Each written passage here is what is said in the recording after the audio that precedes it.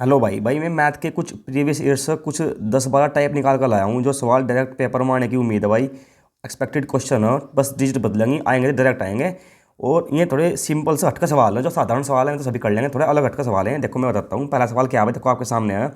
यदि एक निश्चित राशि पर 2 वर्षों के लिए 9% की दर से चक्रवृद्धि ब्याज 3765 रुपये है तो मूलधन यानी कि राशि पूछी है।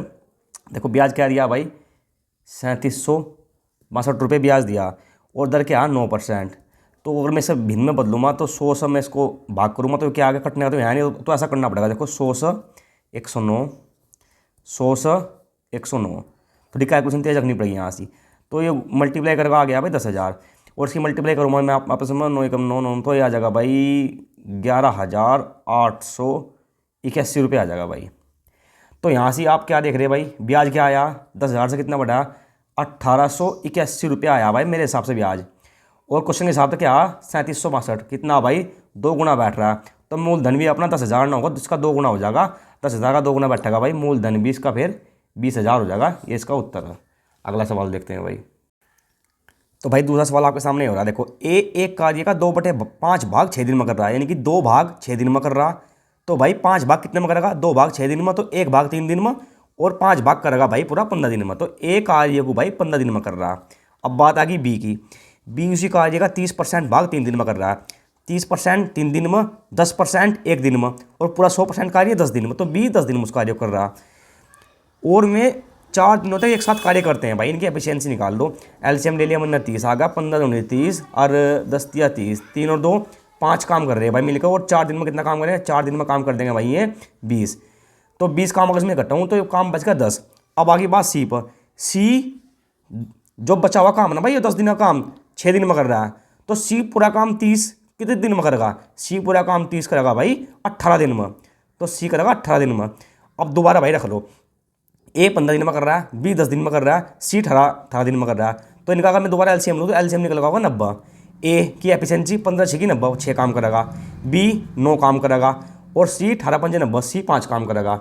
अब इन्होंने क्या कहा कि बी और सी मिलकर मूल कार्य का 70% भाग कितने दिन में करेंगे, 90 टोटल काम है। इसका 70% काट दूंगा मैं, तो भाई 0 0 कट जाएगी।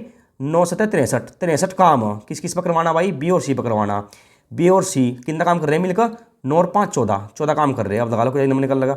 अगर मैं काटूँ से 7 से 7 दूनी 14, 7 9 63, 2 चौक 8 और 4 सही 1/2 दिन में करेगा, यानी कि 4.5 दिन में भाई वो काम को करेगा बी और सी मिलकर। अगला सवाल देखते हैं भाई।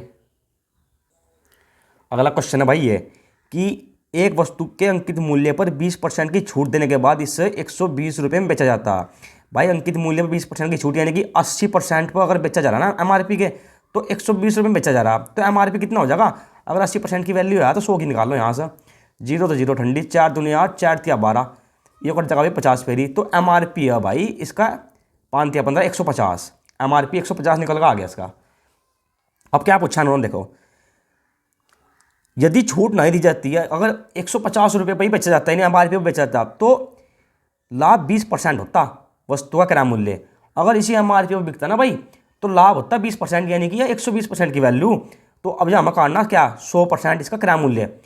अगर 100 छूट ना देते तो 150 में बेचते, 150 में बेचते, इसका मतलब क्या होता कि 20% का लाभ होता, यानी कि ये 120% की वैल्यू और क्रय मूल्य 100% हो, तो काट लो उसका 100% यहाँ से। ये काट 4 तिया 12, वो 2 छिकी 12, 2 पंजे 10, 3 दूनी 6, यो कट जाएगा 50 फेरी, यो कट जाएगा 25 फेरी, 25 पंजे 125, 125 निकल का आगा भाई इसका क्या क्रय मूल्य, 125 का क्रय मूल्य निकल का आगा। अगला सवाल देखते हैं भाई कि 9 और 36 का तृतीय अनुपाती। देखो 9 और 36 का तृतीय अनुपाती पूछा, तो इसमें गलती क्या कर देंगे, देखो 9 भी तुम्हें स्क्वायर दिखाई दे रहा है और 36 भी तुम्हें स्क्वायर दिखाई दे रहा है।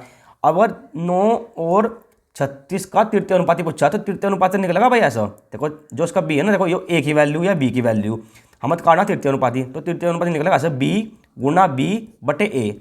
तो तृतीय अनुपाती निकल जाएगा, यानी कि 36 गुना 36 बटे 9, 9 चौक 36, 36 चौक 44, यानी कि 144 इसका तृतीय अनुपाती। और यहीं कहीं भी मैं बताता हूँ मध्य अनुपाती। अगर ऐसी डिजिट मिला और आपको दे दिया मध्य अनुपाती, ध्यान रखना जब भी मध्य अनुपाती निकालने को बोल लगा ना वो, तो जो डिजिट मिलेगी वो कहीं ना कहीं का स्क्वायर होगी। देखो 9 3 का स्क्वायर, 36 6 का स्क्वायर।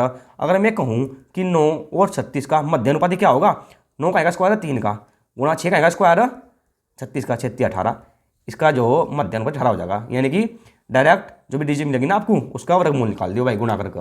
9 गुणा 36 का वर्गमूल 36 6 का, और 9 3 का 3 3 9 36 18, उसका उत्तर हो जाएगा मध्य अनुपात इसका 18 और तृतीय अनुपात इसका निकाल रहा है हमने 144 भी। ठीक है भाई।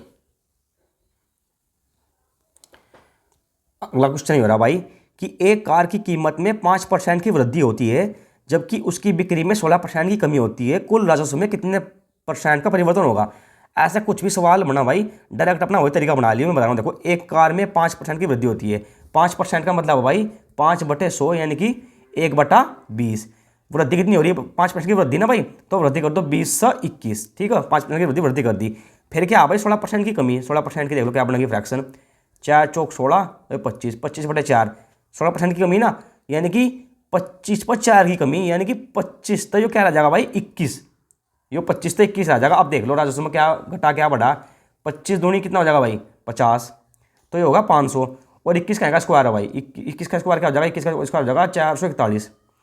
तो कितने की कमी निकल गई भाई, कमी देख लो आपके यहाँ से कितने की निकल गई, ये कमी निकल आ रही भाई 59 की कमी निकल आ रही भाई, 59 की कमी कहाँ पर भाई 500 पर, और गुणा 100, 2 जीरो तो 2 जीरो कट जाएंगी, और 5 से काटो, 5 एकम 5, 5 एकम 5, 5 अट्ठे 40, यानी कि 11.8% की कमी निकल आ रही है भाई।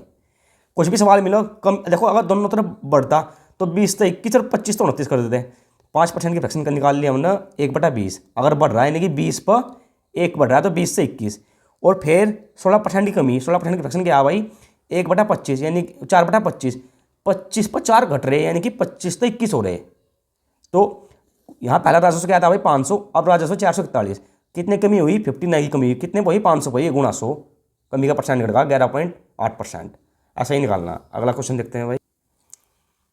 एक विक्रेता एक वस्तु को 4% की हानि में बेचता है भाई, अगर 100 रुपये उसका क्रय मूल्य है तो 4% की हानि के बाद वही 196 रुपये में बेच रहा है। ठीक है, यदि वह ऐसे 120 रुपये अधिक में बेचता, कोई बात नहीं साइड में रख लो, 120 रुपये अधिक साइड में रख लिया भाई, मैं बेचता तो उसे 8% का लाभ होता भाई। 8% का लाभ अब 100 मान लूँ तो 108 में बिकनी चाहिए थी, जब तो 8% का लाभ बैठेगा, तो 11% का लाभ प्राप्त करने के लिए उस वस्तु कितनी कीमत में बेचा, पहले तो उसका क्रय मूल्य निकालना पड़ेगा। देखो भाई 96 में बेच रहा था पहले, और अब बेच रहा है 108 में, तो मेरे हिसाब से डिफरेंस कितने का आ रहा भाई, मेरे हिसाब से डिफरेंस रहा 8 और 4 12 रुपये का। क्वेश्चन के हिसाब से डिफरेंस क्या 120 रुपये का, कितने गुना भाई 10 गुना, तो जो हमने क्रय मूल्य 100 मानना है ना भाई, जो भी 10 गुना हो जाएगा इसका, और क्रय मूल्य इसका 1000 रुपये निकल आ जाएगा।